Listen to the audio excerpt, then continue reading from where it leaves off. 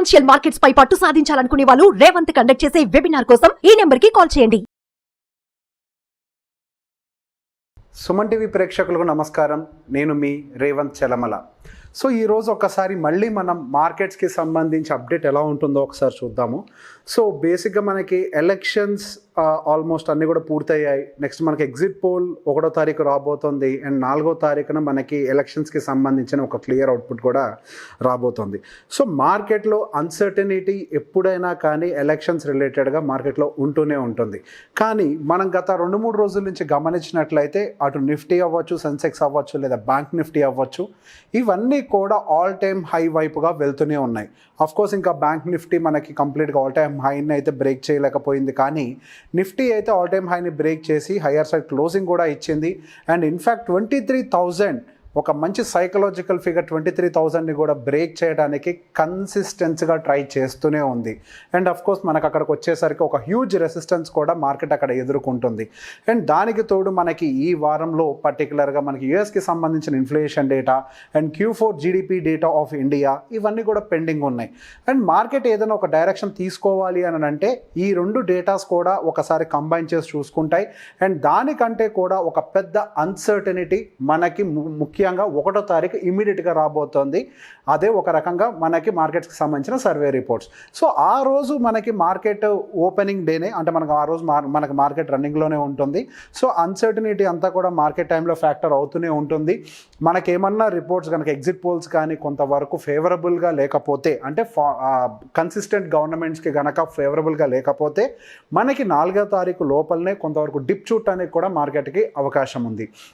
అలా కాకుండా మార్కెట్కి సంబంధించి ఫేవరబుల్గా, అంటే కన్సిస్టెంట్ గవర్నమెంట్కి అనుకూలంగా ఏమన్నా సర్వే రిపోర్ట్స్ కనుక వచ్చినట్లయితే మార్కెట్లో కొంతవరకు హయ్యర్ సైడ్ ప్రాబబిలిటీ ఉంటుంది, కానీ మనం పెద్ద ర్యాలీని అయితే ఇక్కడ నుంచి ఎక్స్పెక్ట్ చేయడానికి లేదు.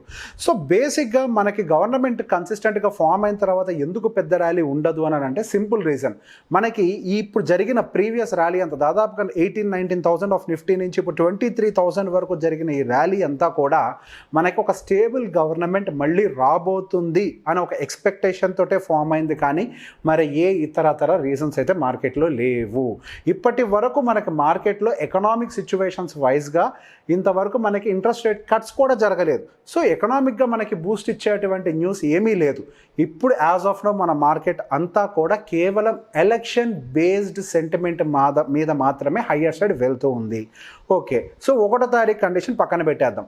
4వ తారీఖున మనకి ఒక ఫైనల్ అవుట్పుట్ కూడా రాబోతోంది. సో ఏదో ఒక గవర్నమెంట్ అయితే ఖచ్చితంగా, ఏదో ఒక పార్టీ అయితే గవర్నమెంట్ని ఫామ్ చేస్తుంది. So what in case if BJP form చేస్తే ఏంటి, what in case if Congress form చేస్తే ఏంటి?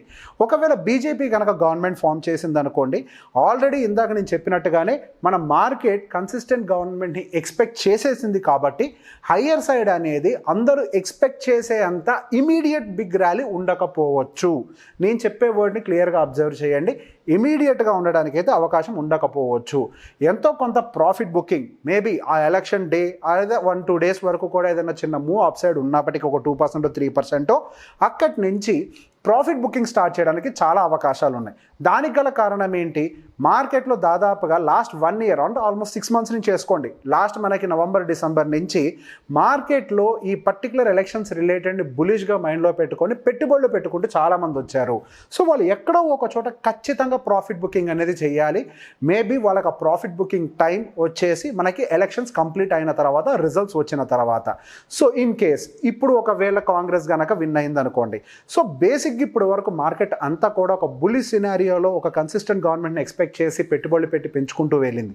సో వాళ్ళు అనుకుంది కనుక జరగకపోతే కనుక ఆ టైంలో మార్కెట్ మనకు ఒక 10-15% మధ్యలో ఏమన్నా కరెక్షన్, మేబీ కొంచెం ఎక్కువ కూడా ఉండొచ్చు, 10-20% మధ్యలో కూడా జరగడానికి అవకాశాలు ఉన్నాయి. సో మార్కెట్ అక్కడికి వెళ్ళిపోయి ఆ -10, -15 దగ్గర ఆగిపోతుందా అని అంటే అది ఎప్పటికీ కండిషన్ కాదు. సో మార్కెట్స్ అనేవి తాత్కాలికంగా అప్పుడున్నటువంటి న్యూస్ని బేస్ చేసుకొని రియాక్ట్ అవుతుంటాయి కాబట్టి సో దానికి సంబంధించిన రియాక్షన్ ఇస్తుంది, కానీ ఎప్పటికీ కూడా అక్కడే ఉండిపోదు. తర్వాత మళ్ళీ కంపెనీస్ వాటి ఎర్నింగ్స్ తోటి బయటకు వస్తాయి. వాటి మంచి ఎర్నింగ్స్ వాళ్ళు పోస్ట్ చేసినప్పుడు ఆటోమేటిక్గా each and every stock recover అవ్వడం స్టార్ట్ అవుతుంది. అండ్ అగైన్ వాటి లెవెల్స్కి అవి చేరుకోవడానికి అయితే ఎటువంటి ఇబ్బంది లేదు. సో బేసిక్ ఇక్కడ కంగారు పడాల్సింది ఎవరు అంటే ఇన్వెస్టర్స్ ఏమీ కాదు. సో ఫ్రెష్గా ఇప్పుడు ఏమైనా పెట్టుబడులు పెట్టేవాళ్ళు ఉంటే కనుక వాళ్ళు కొంతవరకు ఎలక్షన్ ర్యాలీ అంటే ఎలక్షన్స్కి సంబంధించిన అన్సర్టినిటీ కంప్లీట్ అయ్యేంత వరకు వెయిట్ చేసి తర్వాత పెట్టుబడులు పెడితే కొంతవరకు సేఫ్టీ అనుకోవచ్చు. ఒకవేళ మీ కనుక ఇప్పుడు పెట్టుబడి పెట్టకపోతే మేబీ గోయింగ్ ఫర్దర్ మీ ఒక మంచి ర్యాలీని మిస్ అయిపోతామేమో అని. ఒకవేళ మీకు కనుక మైండ్లో ఆలోచన ఉండుంటే ఒక విషయం గుర్తుపెట్టుకోవాలి, ఆల్రెడీ ఆ ర్యాలీని మిస్ అయిపోయి ఉండుంటారు మీరు. అండ్ రాబోయేదంతా కూడా అన్సర్టినిటీయే. ఒకవేళ మీరు అనుకున్నట్టుగా కనుక జరిగితే మహా అయితే హయ్యర్ సైడ్ వెళ్తే ఇంకొక 500 పాయింట్లు 23,500 లేదా ఇంకొక 500 పాయింట్ 1000 పాయింట్లు. కానీ అలా కాకుండా బై ఎనీ ఛాన్స్ ఒకవేళ మార్కెట్ కనుక ఒక 10% కరెక్షన్ జరిగినా కానీ మనకి 21,000 దగ్గర వచ్చేయడానికి ఛాన్స్ ఉంది.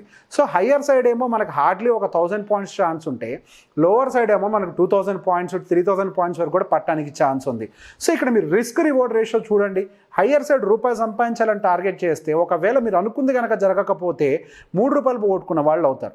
సో బేసిక్గా ఒకటే గుర్తుపెట్టుకోండి, ఖచ్చితంగా బీజేపీ గెలుస్తుంది, మార్కెట్ పెరుగుతుంది, ఇదంతా కూడా సెంటిమెంట్ అంతే. మార్కెట్ ఎప్పుడు కూడా సెంటిమెంట్స్ని గౌరవించదు. మార్కెట్స్ వాటి పనులు అవి చేసుకుంటూ పోతాయి. అందరు బులిష్గా ఉన్న టైంలోనే మార్కెట్స్ యూటర్న్ తీసుకున్న సందర్భాలు మనకి ఎన్నో ఉన్నాయి. కాబట్టి ఎక్కువగా మనం ఈ టైంలో పెట్టుబడులు పెట్టకుండా ఆల్రెడీ పెట్టుబడులు పెట్టిన వాళ్ళు అయితే ఉంచుకోండి. మీకు అవకాశం మళ్ళీ ఏదైనా డిప్ దొరికితే యావరేజ్ చేసుకోవచ్చు, నష్టం లేదు. కానీ కొత్త వాళ్ళు కొద్దిగా జాగ్రత్తగా ఉండాలి. అలానే ఇట్లాంటి మూమెంటం ఏదైనా వచ్చినప్పుడు స్వింగ్ ట్రేడర్స్ కూడా కొద్దిగా క్యాప్చర్ చేయడానికి ట్రై చేస్తూ ఉంటారు. స్వింగ్ ట్రేడర్స్ అయితే పర్టికులర్గా చాలా జాగ్రత్తగా ఉండాలి. పర్టికులర్గా మీరు ఒక 1 వీకో లేకపోతే 10 డేసో లేదా ఈవెంట్ బేస్డ్గానే మీరు టార్గెట్ మీద పనిచేస్తూ ఉంటారు. ఏది కొంచెం మీరు ఎక్స్పెక్టేషన్కి ఏది ఆపోజిట్గా జరిగినా, సో జరగదు అనడానికి ఏమీ లేదు, మీరు జరుగుద్ది అనడానికి ఎంతైతే అవకాశం ఉంటుందో అది ఆపోజిట్లో అవ్వడానికి కూడా అంతే అవకాశం ఉంటుంది. సో అది కనుక ఆపోజిట్లో జరిగితే మీ క్యాపిటల్ డైరెక్ట్గా 15 to 20% 1-2 డేస్లో వైప్అవుట్ అవడానికి కూడా ఛాన్సెస్ ఉంటాయి. కాబట్టి మీ క్యాపిటల్ ఎలాకేషన్ పర్టికులర్ ఇటువంటి మేజర్ అన్సర్టనిటీస్, పొలిటికల్ అన్సర్టనిటీ లాంటివి పర్టికులర్గా మనకు ఏదైనా ఒక కంట్రీలో ఉన్నప్పుడు ఆ కంట్రీకి సంబంధించిన స్టాక్ మార్కెట్ పార్టిసిపెంట్స్ కొద్దిగా జాగ్రత్తగా ఉండాలి. అండ్ కరెంట్గా మన ఇండియాలో అన్సర్టనిటీ ఉంది. సో మనకి 4వ తారీఖు కంప్లీట్ అవ్వడానికి ఎన్నో రోజులు లేదు, గట్టిగా మనకు ఒక 1 week to 10 days ఉంది టైము. సో ఈ 1 week 10 days మనం కొంచెం ఓపిక పట్టినట్లయితే మనకు ఒక క్లియర్ డైరెక్షన్ వస్తుంది. ఆ డైరెక్షన్ వచ్చిన తర్వాత మళ్ళీ మనకి ఏదైతే అన్సర్టినిటీ ఉంటుందో అదంతా తొలగిపోయి మార్కెట్లో ఒక స్టేబుల్ కండిషన్ ఏర్పాటు అవుతుంది. అంటే ఇప్పుడు ఫండమెంటల్స్ మీద అగైన్ టెక్నికల్స్ మీద మాత్రం మార్కెట్స్ వర్క్ అవుతూ ఉంటాయి rather than news.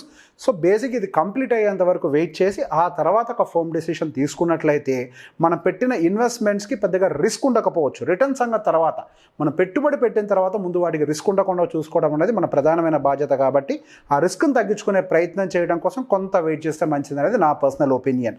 So going further market ఎంత దూరం పోతుంది అని అంటే నా ఎక్స్పెక్టేషన్ ప్రకారం మేబీ మనకి క్లారిటీ వచ్చేంత వరకు అంటే 23,500 నుంచి 22,500 ఈ 1000 పాయింట్స్ రేంజ్లో ఎలక్షన్స్ కంప్లీట్ అయ్యేంత వరకు అంటే ఎలక్షన్ రిజల్ట్ వచ్చేంత వరకు తిరుగుతూ ఉండొచ్చు నిఫ్టీ. సో ఆ తర్వాత ఒక డైరెక్షన్ తీసుకోవచ్చు. అప్పటి వరకు అయితే వాలటిలిటీ ఉన్నప్పటికీ అక్కడక్కడే తిరుగుతూ ఉంటుంది. సో మనం పెద్దగా యాంగ్జైటీ ఫీల్ అవ్వాల్సిన అవసరం అయితే ఏమీ ఉండకపోవచ్చు.